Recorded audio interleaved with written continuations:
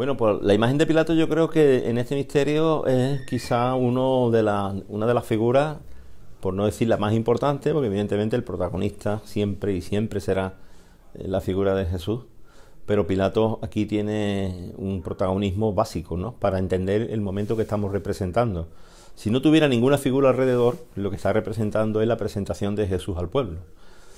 Pilato está, de alguna manera, yo digo que de alguna forma tuvo que sentir muy cogido entre la presión que estaba recibiendo de los sacerdotes del templo, de los escribas y de los fariseos, con respecto a lo mejor incluso a lo que su propia mujer le decía, que había tenido sueños, que ese hombre era justo, incluso lo que él pensaba. Él, cuando lo entrevista, él no encuentra en él ninguna culpa. Entonces lo que piensa es que es un profeta más de los muchos que siempre habían desfilado por Judea, y ya está, no encuentra culpa. Y entonces, claro, aún así le siguen presionando, y una de las decisiones que toma pues es evidentemente intentar despertar de alguna manera, si puede, la piedad de aquel pueblo que vociferaba. Pues simplemente, aunque no encontrar culpa, lo castiga para darle como una especie de escarmiento. Manda un castigo que yo creo que él no mide, porque ese castigo se convierte en algo verdaderamente impresionante, muy cruel, cuando le aplican una flagelación sistemática, que ya de por sí es una pena única, y después al mismo tiempo una corona de espinas y vestirlo de rey, ¿no?, la mofa del rey. Y claro, eso quizá Pilato no se lo esperase en ese sentido, y él lo presenta al pueblo para que veáis al hombre, he aquí al hombre, ecce homo, ¿eh? Y en ese momento, pues bueno, pues ya sabemos lo que sucede.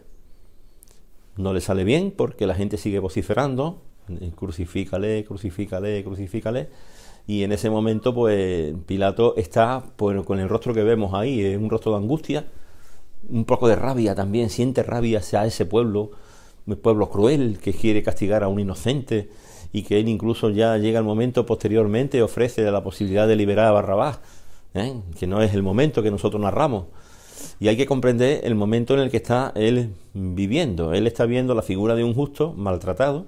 Probablemente dentro de su carácter, Pilato era una persona que tenía fama de ser cruel, de ser un intransigente, de ser un déspota. Toda esa fama nos la cuenta Filón de Alejandría en sus crónicas, que nos habla de cómo era Pilato, ¿no? Y Pilato verdaderamente no era ninguna joya. Y por eso quizás fue mandado allí, porque Tiberio lo que quería era apaciguar aquella zona que tantísimos conflictos le daba, y por eso manda a una persona de las características de Pilato para que fuera el gobernador de la Judea superior. Pero aún así, pues bueno, ya sabemos que los conflictos fueron permanentes, porque él no les caía nada bien a aquel pueblo, pero nada bien, y continuamente los provocaba, haciendo estandarte con imágenes del César, poniéndolas encima de la fortaleza Antonia y poniéndoles pebeteros como si fuera de alguna manera aquello una manera de rendir culto, cosa que no podían soportar los judíos, porque las imágenes ellos no la podían soportar. Manda acuñar una moneda griega, que es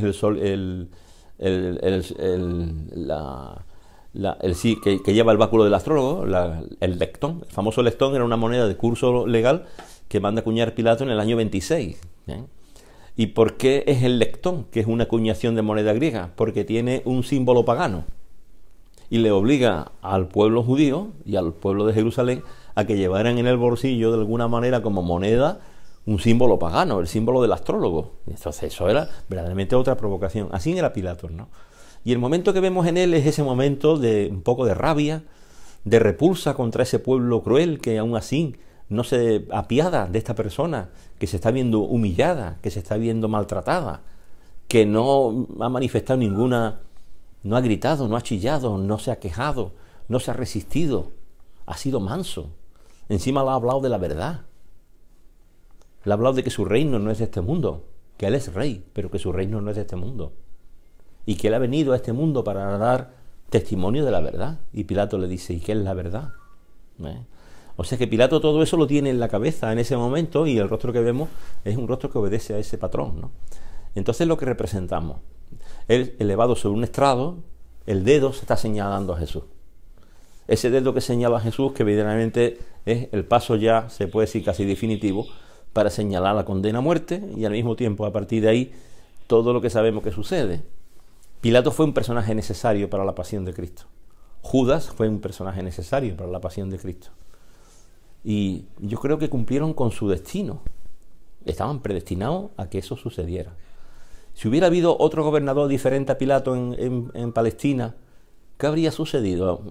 Probablemente se habría enfrentado con los judíos y habría de alguna manera impuesto su voluntad de que ante un crimen por el cual se lo llevaron ante él, que no era un crimen político al principio, sino que era un tema religioso, se había declarado un Dios, eso es una blasfemia condenada por la muerte o castigada con la muerte. Lo que pasa es que ellos, claro, al estar bajo el poder de Roma, no podían condenar a muerte, solamente podían de alguna manera condenarlo, pero no ejecutarlo. La ejecución la tenía que hacer Roma. Si hubiera habido otro gobernador y se hubiera enfrentado con ellos, ¿qué habría pasado? Pues señores, yo creo que habría pasado lo mismo, no se habría enfrentado. ¿Por qué? Porque estaba Tiberio César manejando los destinos del mundo. Y Tiberio César era un loco refugiado en la isla de Capri. Ante él no se podía hablar de ningún tipo de cuestiones de alboroto porque alguien se declarase rey en una provincia dominada por los romanos. No hay más rey que el César, como le dicen los sacerdotes a Pilato cuando tiene dudas. Y si no condenas a este, no eres amigo del César. Y entonces eso es, pues básicamente lo que ya le lleva después a firmar la sentencia de muerte, ¿no? En un misterio que nosotros no narramos, pero que entendamos que lo que nosotros narramos es una de las partes más importantes de todas. Es presentar a Jesús como cordero que va al matadero, que ya se le presenta dañado, muy dolido, con una flagelación brutal, que ya de por sí era una sola condena. A Jesús se le condena a 2 penas.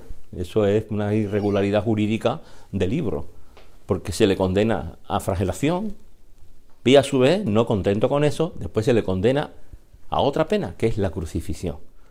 Y era una cosa u otra, pero las dos cosas juntas, unidas, 2 condenas o 2 penas a la misma persona por el mismo delito, es una irregularidad enorme.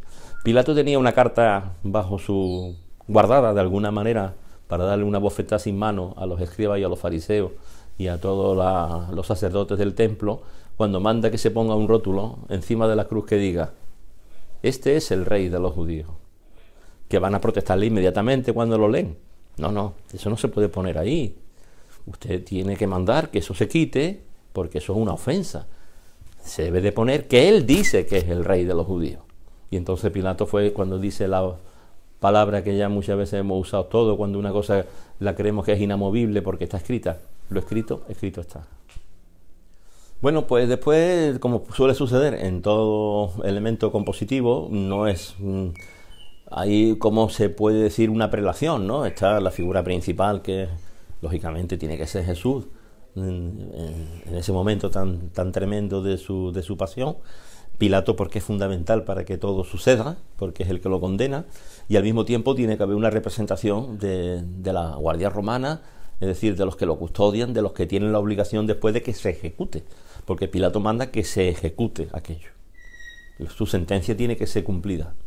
Y para eso pues destina la cuaternia. La cuaternia era un grupo de soldados, 4, pues de alguna manera comandados por un centurión, que es el que lleva de alguna manera la responsabilidad de que todo se ejecute y que se cumpla el dictamen del gobernador. Eso es fundamental. Y de esa cuaternia pues representamos pues prácticamente 3 soldados, y representamos al centurión, o sea que la cuaternia está completa. El centurión está cerca del estrado de Pilato, mirándolo un poco como sorprendido y también como seguramente también con muchísimos sentimientos en contra.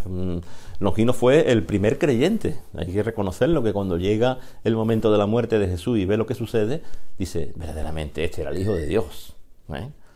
En aquel momento él ya tuvo que ver cómo ese hombre se comportó durante el castigo, cómo se comportaba, cómo tenía esa humildad, cómo tenía esa resignación, cómo iba manso ante el castigo y no se perturbaba ante nada, y ya tuvo que ser sorprendente para ese centurión. Los demás soldados están ahí cumpliendo con su obligación. Probablemente algunos hay 2 que se representan, que son soldados romanos, que probablemente estarían allí destinados, haciendo su servicio militar, por decirlo de alguna manera, en la Judea. Y después pues representamos al burlón. El burlón es un personaje que será un mercenario. La idea es que sea un mercenario. ¿Y los mercenarios quién eran? Pues eran personas que normalmente, soldados, que eran reclutados por el Imperio Romano para que aplicaran, lógicamente, con severidad castigo a pueblos que eran enemigos de ellos, y en este caso entre los sirios o los asirios. Los asirios eran enemigos acérrimos del pueblo de Israel.